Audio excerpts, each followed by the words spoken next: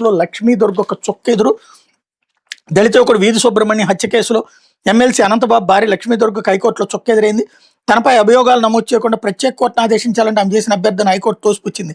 ఈ దశలో ఎట్లాంటి మధ్యంతర ఉత్తర్వులు ఇవ్వలేమని స్పష్టం చేసింది అన్నట్టు వార్తని హైలైట్ చేసింది. ఇకపోతే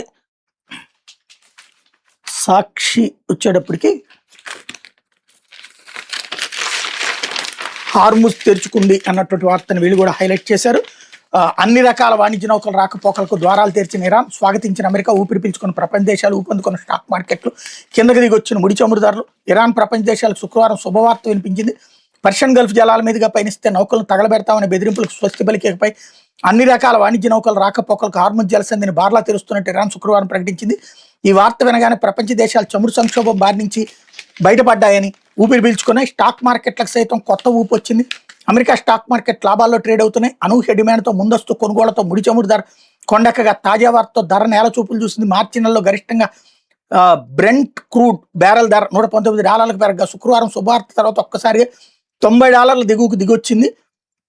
ధర శుక్రవారం ఉదయం $98 ఉండగా హార్ముజ్ వార్త వెలువడగానే 10% పడిపోయి $88 చేరుకుంది. హార్ముజ్ గుండా నౌకలు రాకపోకలు మొదలు కానున్నాయని ఇరాన్ చేసిన ప్రకటన అమెరికా అధ్యక్షుడు ట్రంప్ స్వాగతించారన్నటువంటి వార్తని హైలైట్ చేశారు. అట్లా